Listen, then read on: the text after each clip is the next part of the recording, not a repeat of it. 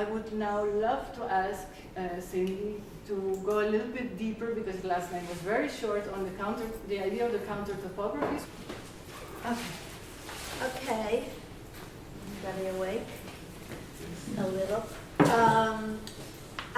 I'm going to just go into a bit more detail and speak more slowly than last night about the idea of counter-topography.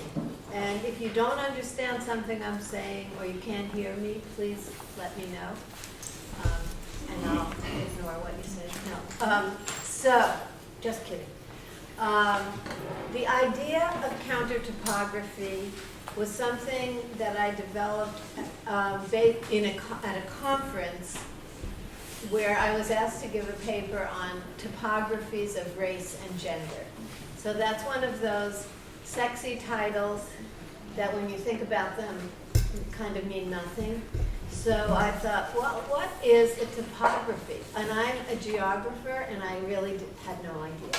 And so if you looked at the article that was sent on, I explained what a topography is based on old, actually Greek, early geography, but as not just the landscape, but a description of the landscape. And the description of the landscape is a thick description.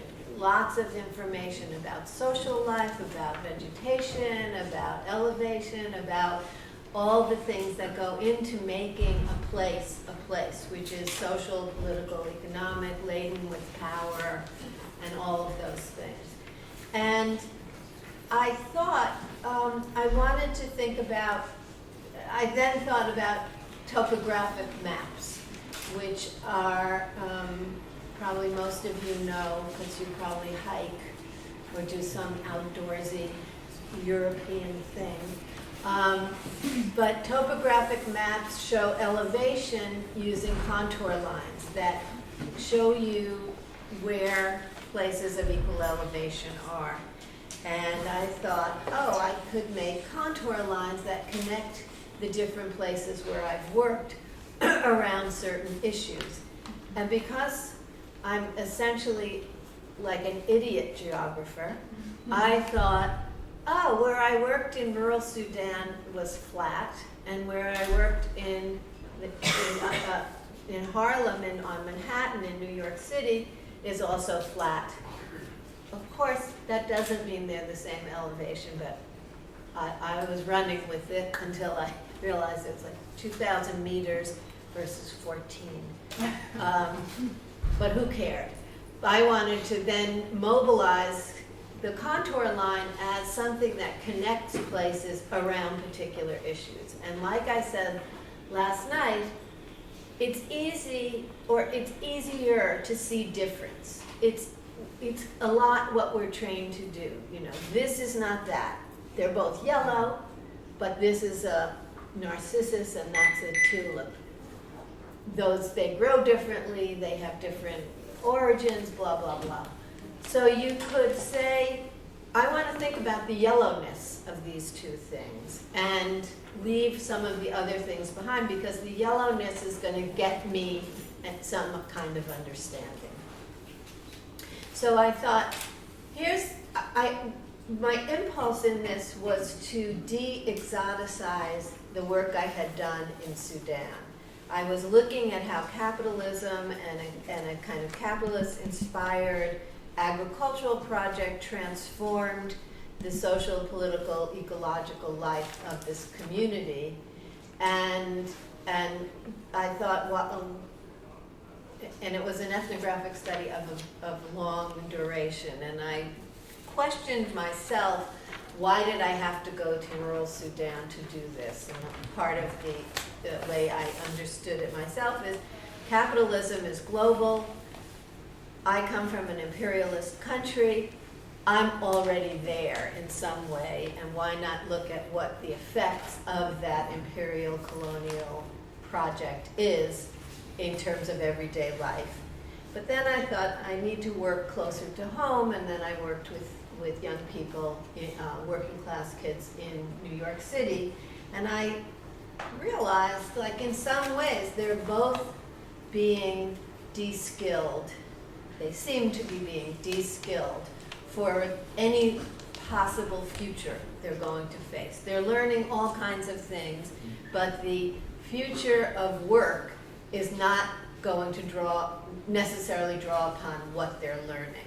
So that was something I thought I could consider, and I also saw a way that the social wage, the things that go into enabling social reproduction as provided by or withheld by the state, was something going on in both places. So I wanted to draw a contour line around de-skilling, and that was not to say children in Sudan and children in New York, children in Hoa Village and children in Harlem are the same, but here they're facing a similar problem. That contour line connects de-skilling. Where else is de-skilling going on? And how can that mobilize a response to de-skilling, or how can seeing that make us understand global economic restructuring in a different way than just saying, oh, those poor children in Sudan who have this terrible thing happen to them, oh, those horrible kids in Harlem who are criminal. You know, it got rid of that sort of isolating and making distinctions that I think enable power, capitalist power, patriarchal power, racist power, to keep going without question. But saying something similar is happening in these very different places enables us to understand the global in a different frame. So that, and I've drawn other kinds of contour lines, and what I'm gratified by is that activists in the world are not using counter-topography, shocking though that may be, but they are doing what I'm talking about. Jubilee, the Via Campesina, the Jubilee 2000 was connecting. Via Campesina connects peasant movements in very different places and also connects food security across space. So there's ways that, and I know that all of you are going to know some, that activists and political oppositional movements to racialized colonial capitalism are using this sort of idea. Occupy, Arab Spring, those things really fed off one another in ways that were not just like, oh, look, the same thing's happening in different places, but actually we're learning from this project for this one. I am also gratified that a lot of people in the tiny world of geography have used this in interesting ways, and finding connections around disinvestments in healthcare, different kinds of labor mobilizing, and kind of run with the idea of counter-topography. So that's my pitch. But do you have questions? Do you have ways that you've seen this happening? Do you imagine your own projects here developing some kind of interesting counter-topography? I should say that the example I'm giving from New York and rural Sudan is a kind of global contour line in which there are many other places that are connected. One of the sort of metaphors, I'm using it as a geographic metaphor, fully informed of what it's like on the ground. But when you make a contour line in a topographic map, you don't measure every single inch on every single centimeter on Earth. You can infer connections. And so part of what counter-topographies or those contour lines is about inferring connections. And the point is not just to show the problems that are happening, but to show the responses to it that can help from one place to another, that could confront these kinds of oppressive, exploitative, colonial projects and say, here, oh, look, they did this here, maybe we can try that, or if we scale that up, we can address these issues at a different scale.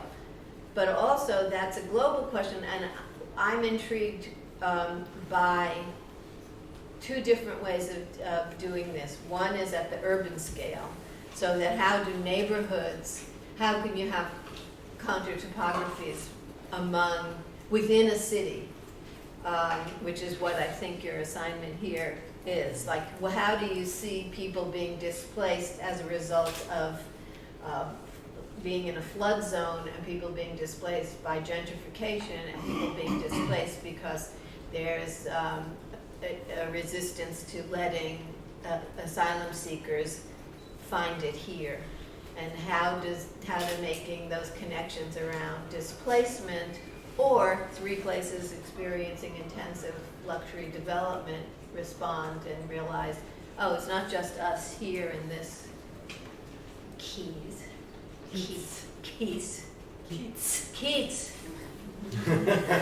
neighborhood that dealing with it, and that how could people in this Keats learn from it? I'm a quick study. Any questions, comments? I mean, maybe what made it so interesting for us is also we're working on this other project that's called Critical Mapping in Municipalist Movements, which is exactly such a movement, cross-European but also cross-global, who are very much connecting their struggles, local struggles, moving up the political, taking political action in very different places. And we're working with three cities, with Belgrade, Barcelona, and Berlin.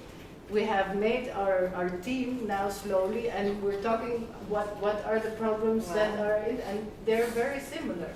And we could make, for instance, I mean, the housing is popping up everywhere, of course, in Turkey. There's touristification is a very big issue in those three places. So for us, it was very interesting to try this out also as an action tool of how to. That's great. Oh yeah, I had a question. Let's see if I can get this into words. So I think it's a super useful metaphor, and I'm trying to think about how it applies to my work looking at borders and thinking of the border as a potential counter-topography. But I'm also just trying to kind of parse through the relationship between thinking of something like the border or these other issues as counter-topographies, and the relationship between the counter-topography basically being the kind of grassroots reaction to some system of state violence, whether it's the border or de-skilling or whatever. And I'm just wondering if you could kind of go a little deeper into the moment at which something becomes a counter-topography, or if something, like let's say there's not necessarily a movement in existence, but you want to conceptualize it as a future potential counter-topography, if that kind of makes sense. Because obviously you couldn't just say, oh, the border is a counter-topography, if there wasn't some kind of, political action happening, because just sort of the border itself as it stands is just this kind of system of state violence. So I guess, how do we kind of parse through and separate, the kind of top-down violence versus the counter-topography happening? Does that make sense? Yeah, no, I think that one of the issues for me about what a counter-topography is or could be or does is how are those connections made without me being the kind of shuttle? So that you can say, oh, there's state violence around border walls. And you could look at, Israel-Palestine and the Trump desire for building a wall and see who's doing what there. But do they see one another in it? Is the representation of the counter-topography enough to mobilize, how do you circulate that information? And that's a question. I mean, I don't have an answer to. That it's aspirational, that saying, here's here are people who are doing this around this border wall, and and mapping where all of these walls or fortresses, or looking at it at different scales. How does a gated community exert a kind of violence against the outside, and is there organizing that we can learn from it? But how that is communicated beyond the map is something, is a question. And so that's why I'm heartened by activist movements that actually are doing those things, but also academics who think translocally, and that can mobilize something different. But that's what I'm counting on all of you to do. Robin, and You you had had a question. I have two short questions, actually. First one is, where do you see the advantage of a more sexy term like counter-topographies in comparison to, say, translocal urban learning or translocal connections, or things like that sound a little bit more academic, maybe, not as catchy, but they're basically, they can do the same thing, right? Yeah, but that's a big mouthful. I mean, I know in German you patch together a lot of concepts into a big word, but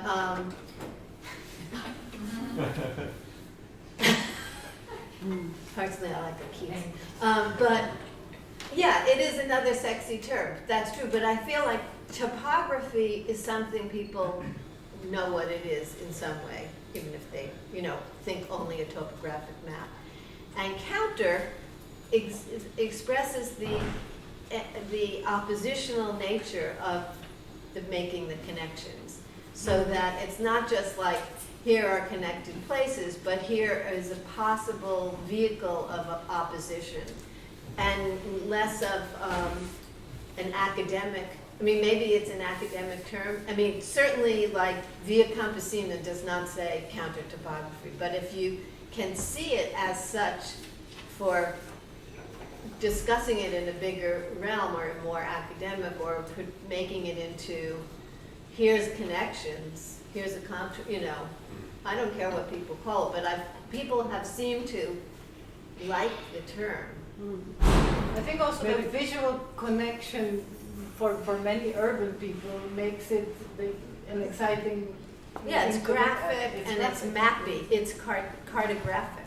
And one of the things we spoke to Cindi about a couple months ago was also this dual meaning in the word counter. On one side, it is the opposite, but on other side, we say only as my counterpart. There's this partnership, so there's this duality between opposition, between resistance, but at the same time, it could refer to that particular collaborations. How do you problematize your own position as a researcher in all this? Because you touched on it briefly when you said, why did I go to Sudan? And you left it unanswered, so why did you go to Sudan? Like, why would you choose like rural Sudan and urban New York as those are the places I'm gonna link? And is it just biography? Is it completely random? And are there why I went to Sudan was that I wanted to go to Cuba, but that's actually true. But why I went to Sudan has a lot to do with my biography as a graduate student in a place that had funding to look at environment and development in Eastern and Southern Africa. And then I wanted to, those professors, don't trust them, but they said, it's the same theories, you can go to South America after, but of course I learned about Eastern and Southern Africa. It's not quite the same theories. And so what I wanted to see was how the political ecology and political economy were transformed by capitalism, and when I wanted to see resistance, because I'm that age. And not that we all don't want to see resistance, but that was really the coolest thing then. So I didn't want to go to Tanzania, which had African socialism because I didn't really want to see resistance to socialism. I wanted to see resistance to capitalism, and I wanted to see how it works in everyday life, in and through social reproduction, looking at what children learn. And there's a whole, it ended up being like, because I traveled in the area, it was sort of Sudan or Kenya. I could tell you in detail, I don't want to bore everybody or intrigue everybody, it'd take too long, but it happened on a phone call. But I decided I would go to Sudan to look at this, because it was undergoing a great amount of transformation in terms of its agricultural development. And I questioned my, so partly was like, I'm interested in children, I'm interested in social reproduction, I'm interested in the environment as a means of work and play, and where could I see this but in a rural area, and like I said, I felt concerned. Why am I going there? How much of a colonial imperial move is this? And whether it's an alibi or an excuse or legitimate, I thought I, in the form of the United States, am already there in terms of global capitalism. So let me see how we're destroying a community, close at hand. But then when I spent a lot of time looking at how people negotiated and did or did not resist what was happening. And then when I came home and I finished my dissertation after 100 years and had a job in New York, I thought, I'm not going to keep going there, and that's a dangerous career move, because I'm not an Africanist, so I'm not like connected to those people who always go to their field site.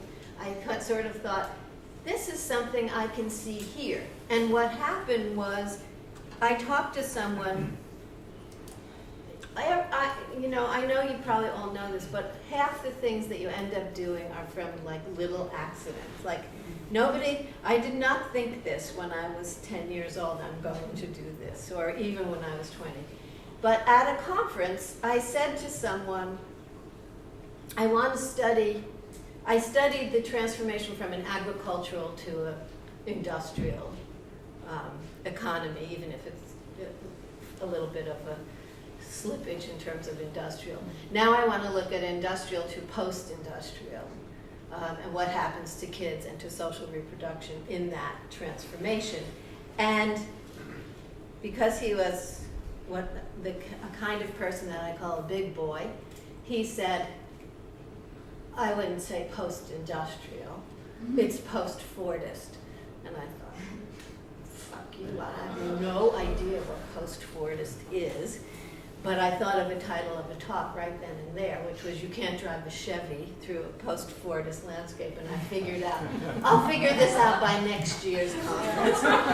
And what I realized was interesting is not that you call it this or that, it's that these things are simultaneous rather than sequential. So what is happening in this simultaneity in terms of the transformation of a political economy and an environment? Oh, there's connections across these places, and that's kind of the genesis of how I made the idea of a counter-topography.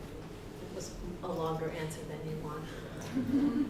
Marianne? Yeah. My question would also be a bit on the words. Also, I'm not a geographer, but topography seems for me a very fixed thing. And also we're talking mapping, also not about the map, but about mappings. So how maybe, I don't know, where's the temporality or the necessary dynamic and openness, that it's an endless endeavor and actually really is about our actions? Well, the thing about topography is it's not, yes, there's a place and it's a place. I can't move Sudan closer to New York without plate tectonics. And I believe they're actually separated according to plate tectonics. But the idea of topography as a kind of landscape description is fluid. It's always changing. How did this get to be this way? How is it changing? How is this neighborhood undergoing transformation as a result of touristification? How is this area being changed as a result of climate change? Who's having to move? You know, the topography of sea level, places at or near sea level, no matter how developed or underdeveloped they are, is changing. So that's not fixed. But the idea of the description is not just like it's a description, but an analysis that connects across the places. Does that make sense? Did you ask a second part? No, there was one there. And there's Yeah. someone. I had a question about one thing which you said. You said how to make connections without needing the shuttle, which is quite an interesting metaphor when we're talking about topography as well. And I was kind of thinking, I think it's a really strong metaphor to say about making these connections between places. If you're not one with the shovel in the hand, then I guess it's kind of about organizing people along the contour lines and making these connections. So who is responsible, who has the agency to be organizing these connections, and what kind of tools are they using to make these connections? Great question. So I don't feel like I'm the one who's organizing, although I would participate in a political movement that connects across places. But Shack Dwellers International is something that's happening in a very local way, and they are connected across, in terms of communicating by internet or Skype, but also having movements where they work with one another. Still, being able to really move globally is a privileged position, and there's no way around that. And even to communicate by Skype or Zoom or cell phone requires lots of technologies and resources that are not available to lots of people. So there's ways that political actors who are either from one or another of the communities affected by something or from a movement can make those connections and see how they can transpire across locality. But it's a responsibility and a precarious sort of place of privilege to think of oneself in that position. But I think that there are an increasing number of translocal political organizing, and the more the better, and kind of cross inspirations. And then within the Berlin context, there are lots of ways that people in your different sites could be in touch in terms of, making those connections. I also think a useful thing is to not just, and I kind of said this, but not just think of displacement as an effect of gentrification, but think of all the different ways that people are dispossessed, to make it more of a connection around, to make more different kinds of solidarity. If you think we were dispossessed because of war, and now we are, quote, refugees, and we are dispossessed because Airbnb has taken over and made our rents go up. Maybe you have a different kind of empathic political movement, and I think Catherine said have emotional aspects to your understandings of power. Okay, there are two there, one there, and then I want to ask Philippe for his reaction as a cartographer in a bit to. We have time. Yeah, we have time. We started. You're a cartographer? Information design. In addition of being Topographer. Counter-Topographies. Please. Sorry, I kind of lost my train of thought. You just said something a moment ago that made me think of something. It was also related to, I think Kathleen mentioned earlier, literacy. And all these topics you talk about in counter-topographies, it is quite complex, right? There's a lot of information, there's complex topics. We mentioned yesterday, or somebody, I think, explained a bit more about cartography to me and how it used to be a very privileged position to be in. When we think about mapping for change, I'd be really curious in your view, how is literacy or all these complex issues, how do we consider that in making maps if the aim is for activists, decision makers, whoever is on the receiving end, to extract all that information and to kind of read what we try to communicate to them, if they maybe do not have the same level of education, or they cannot. I mean, we often say that visualizations or maps speak more than words, but at the same time they lack a lot of the semantic context that we know, and all the background information. What's your take on that? What I was saying last night is that mapping is a form of consciousness raising. And I think anybody can make a map. I mean, you don't need to be literate, and it doesn't necessarily require a pen and a piece of paper or a computer and a graphic program. You can, I mean, what I did with the children in Sudan was have them make maps in the dirt. I mean, the floor of my courtyard was dirt, and they traced the village. And there's all kinds of geographical research that show that children as young as 3 and 4 years old have, is this orthogonal? Have an understanding of perspective, even if they've never been in a plane, if they've never been a bird, if they've never been in an apartment and looked down. They understand I can draw this table from this perspective.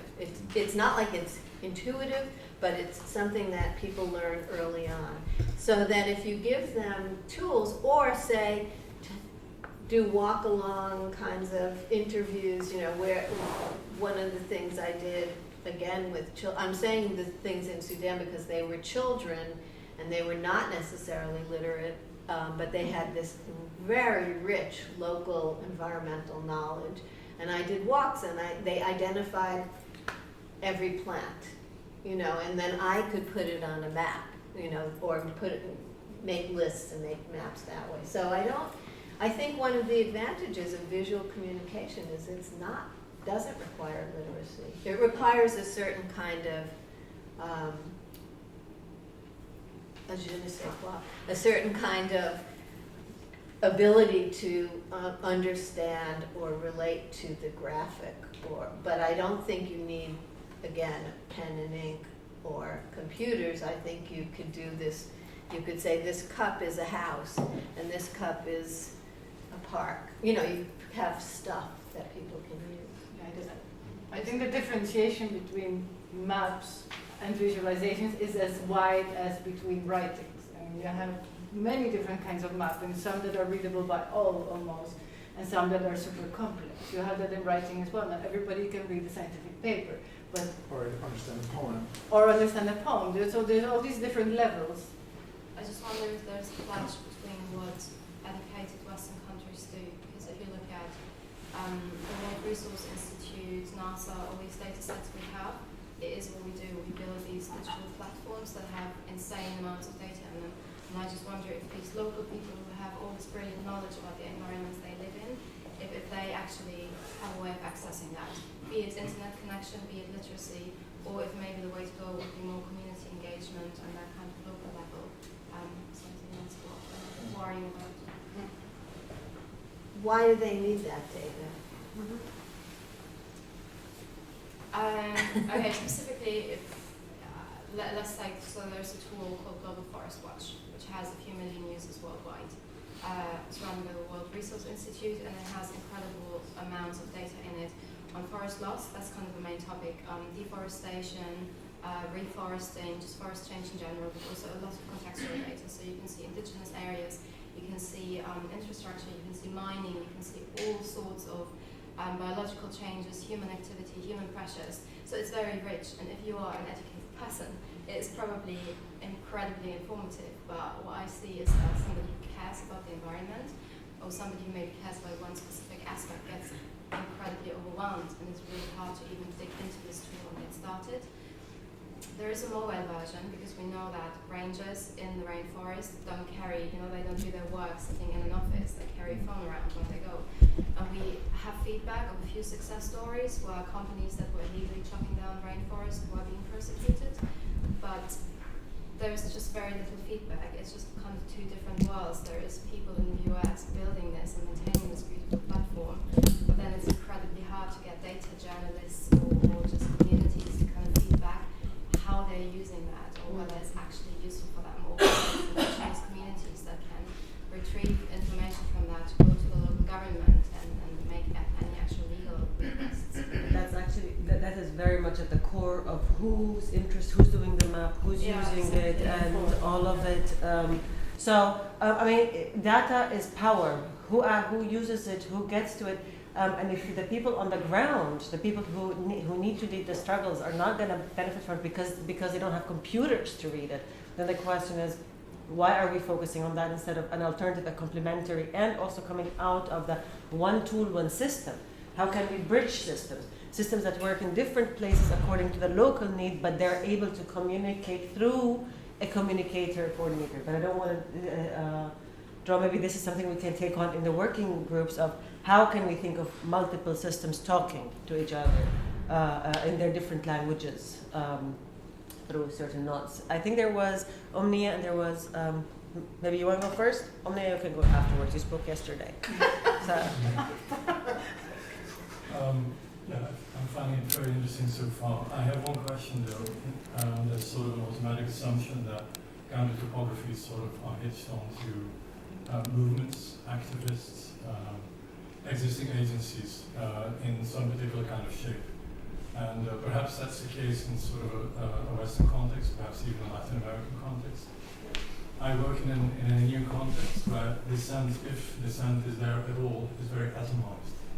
So I was wondering what is actually sort of the object or the receiver of the counter-topography when feelings of dissent are not explicitly being voiced, and when, if there is any dissent, it comes in the shape of sort of everyday aspirations and everyday sort of manipulations, leverages that you can find on a personal level, on the level of getting access to water, to getting access to property, to get on the level of getting access to any of the means of life, basically. So how do you work, how do you place counter-topographies in that kind of atomized context? My own research that I do is basically into non-movements, into finding research data, finding methodologies that allow you to tap into sort of aspirations of the future without having access to movements, because there is no organized space for dissent, and the only kind of agency that many people find is within the everyday sort of limits of urban life, which is very atomized and reduced to families. Mm-hmm. But there is a lot of agency over that, but it just doesn't come in the shape of something that you can hitch a counter-topography to. So personally, I find it very difficult to find receivers of mappings and data in a context. But I do see a lot of people using data and trying to use data, but it doesn't come in that counter shape. It's something that is both counter and very much attached to existing expressions of how they organize their life. It can be very liberal. It can try to sort of leverage and monetize the gaps of data that some app makers see. Everything is sort of counter, but at the same time very much sort of included within the fold of existing opportunities. So it's very ambivalent in that context, and I find it very difficult to see the counter in that kind of context. Thanks for that. I think that in that sense, the counter is more like what Natasha was saying, like there are counterparts someplace, who are doing similar struggles. I maybe overemphasized the political mobilization aspect of it, because originally it was really identifying problems that are translocal and thinking about where are the intersections, something I mentioned, you know, between displacement and another problem, you know, displacement and disinvestment or lack of investment in health, you know, any sort of healthcare, or displacement and no educational resources within 10 kilometers or something, so that you can see nodes of problems. And that is an abstraction in a certain way that academics or activists working at a different scale might find useful, but people in the locality don't necessarily see it or care. Like, that's why I said, who cares? Why would the people in this village care about deforestation in Indonesia? Like, the people in this village where I worked knew all about deforestation nearby and thought, this is our problem. Somebody else in Khartoum maybe could say, here's places that are dealing with deforestation in a good way or a problematic way, and maybe we can organize around that. But it doesn't mean the people in the locality are doing that. I don't know if this is responding to what you're saying, but I appreciate the fact that people are struggling in their everyday lives, and that's political. In a way that I call that, you know, reworking and resilience and even resistance, but not necessarily organizing in any other connection to any other place, but being able to see it either because someone there says, you know, we're dealing with this here, but down the road they're also dealing with it, and they actually got something from the government, or they actually went on strike about this, or they actually have a local guy who's the forester now who's not taking bribes to let you cut down the trees. And maybe we could do something similar. I don't know if that, you know, if that's just a hopeful, at my own aspiration, but a lot, you know, in India, there are, you know, the shack dwellers really do organize across settings, but they're not the local. I mean, I hate that term, the local people, because we're all local people. I'm a local person. But people live someplace and they organize in that someplace, and some people move out of that someplace and think translocally and could mobilize what I'm thinking of as a contour line. Yeah, I think that answers the question. I think it's what you mentioned last about people who organize is correct, but it's the way they organize is also very much, they don't present themselves, they may present themselves as sort of one organization, but internally there are very strong differences and very strong sort of manipulations of what is being presented and what is not being presented. Who gets access to what is being presented as one idea and who doesn't. So I often find that very much part of the existing sort of landscape of manipulation and restrictions in access. And they know very well how to work with that, so that's not necessarily the issue.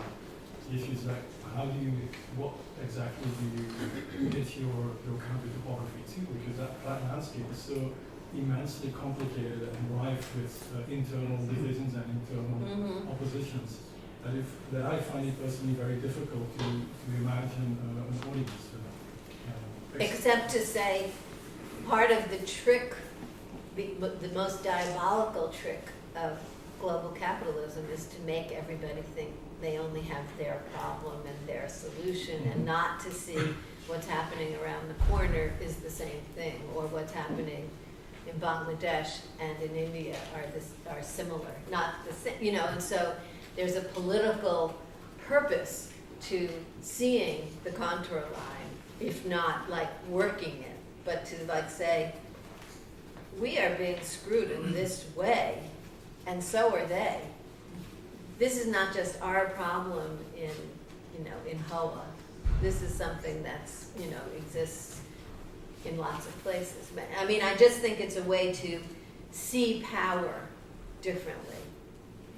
And scaling back into the local, your example, when we have for example, in Berlin, you have so many working on issues of displacement from gentrification, but these people do not necessarily, many of them do not see themselves as connected to people, for example, undocumented aliens, immigrants living here.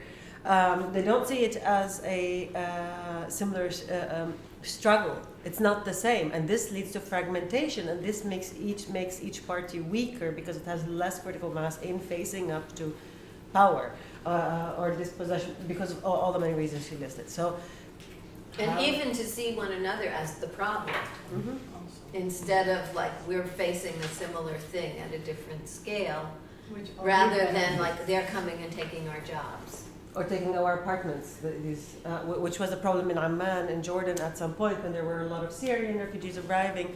They were saying that they're taking up the space in the city because they can pay more. You know, at the first wave of refugees, it's the more able, financially able refugees, and move into the cities.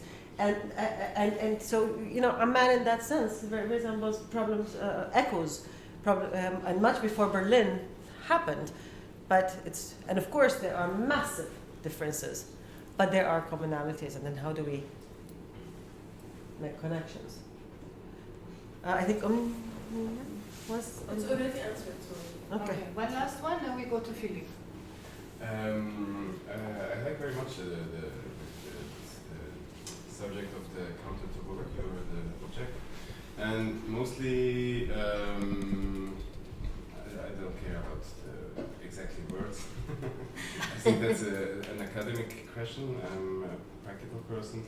I think the idea behind the translocality, I like it very much, and I think it's very important. I see, and I worked also with Czech Fellows in International, and I see they organize themselves very well. On the other side, I don't see the same thing, but maybe I'm not into academia. So is there something like this trend? Because you said the responsibility is, you cannot take the responsibility for them, that's okay. But you have the responsibility, I think, for the side of the academia. Is there something like this translocality from the academia so they could network on their side, the others on the other side, so that there is more exchange? I think it's a little bit about it today also, to create more these networkings for this counter-topography. Is there it? You mean explicitly about counter-topography or academics? I mean, I think here it's we not about are the from topic. lots of different universities talking about similar problems in urban life. Is it something how, for example, people on the ground or other organizations could connect to?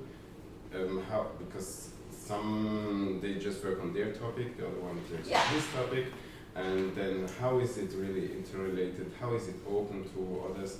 We talked about the question about accessing mappings. Of course, there are widespread different mappings. If I'm working in my informal settlements, no one will be able to read a hydraulic map of their area, although it's very important for them, but they can't.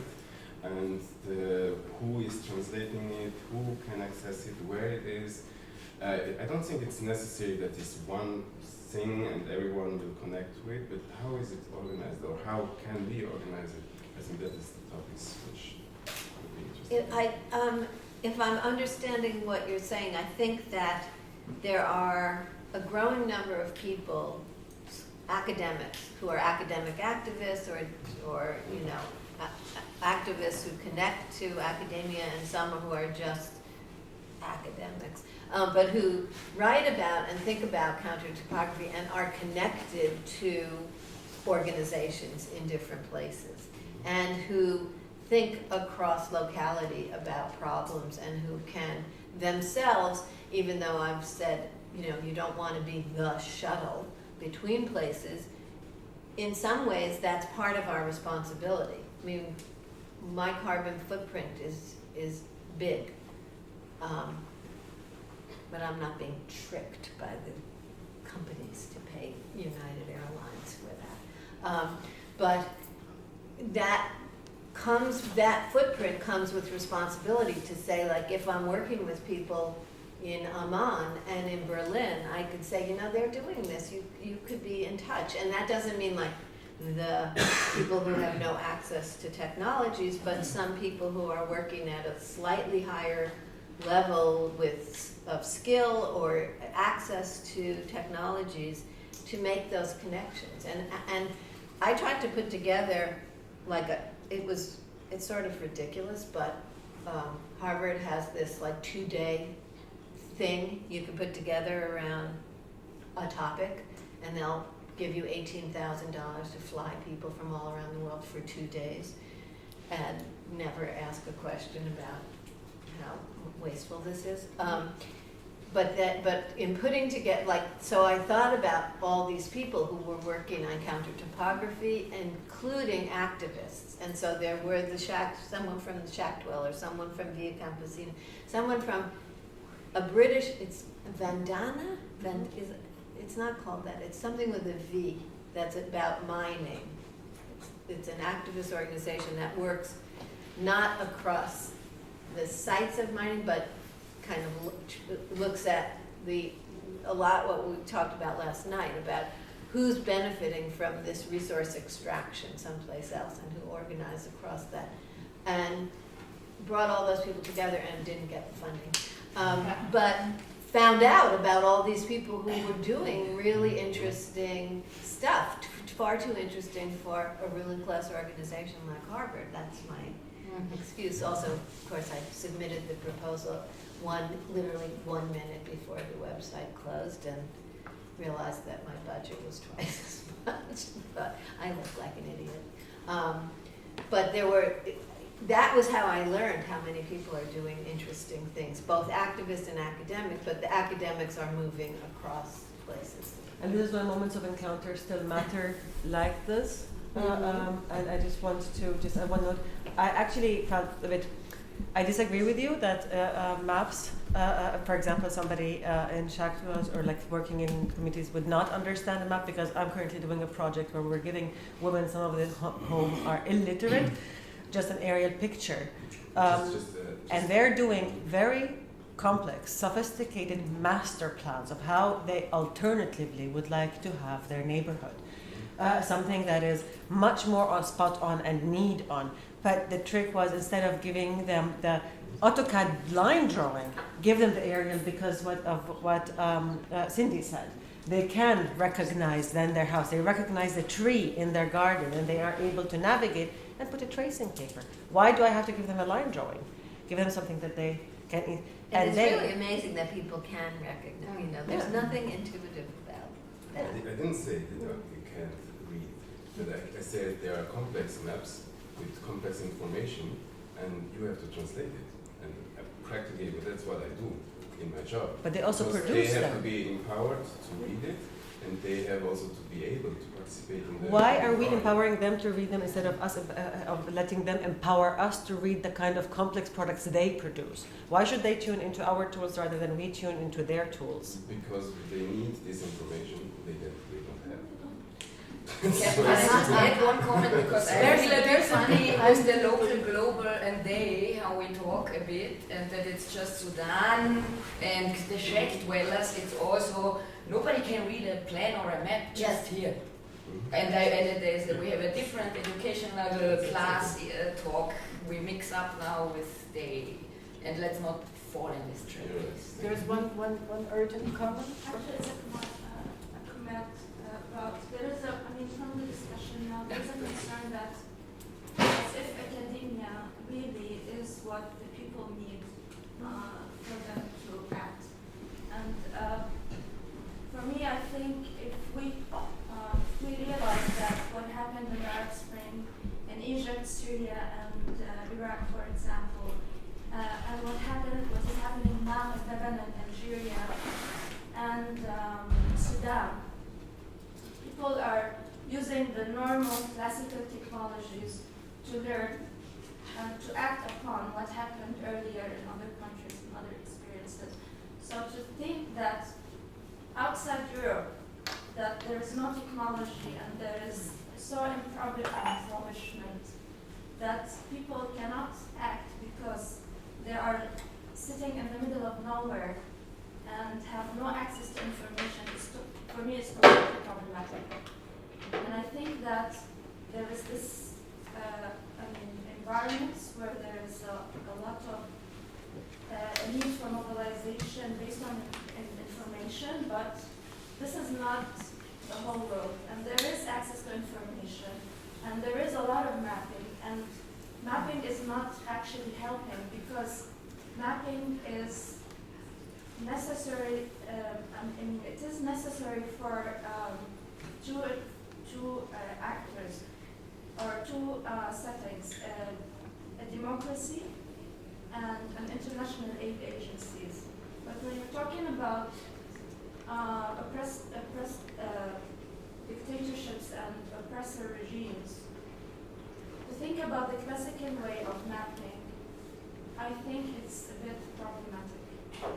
I totally agree with everything you said except the last thing. I'm sorry if I conveyed in any way that people need academic knowledge or that they don't have that, like all kinds of knowledge that are being mobilized all over the world. There is still a third of the world that doesn't have electricity, and it's important for us in the global centers to remember that it's not all, you know. The thing is, my problem is not with my problem is the discussion that the change comes from academia. It doesn't come from academia. It comes from the people acting on the street. And the people acting in the street are not necessarily all activists.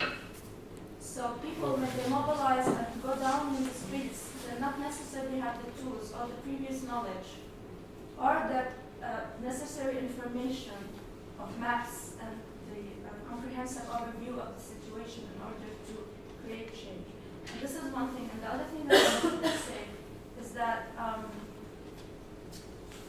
I think people are now aware that they're shared the same fate all over across the world. I mean, when talking about Chile, I think people in Chile are realizing what is happening in Lebanon. The problem is now, as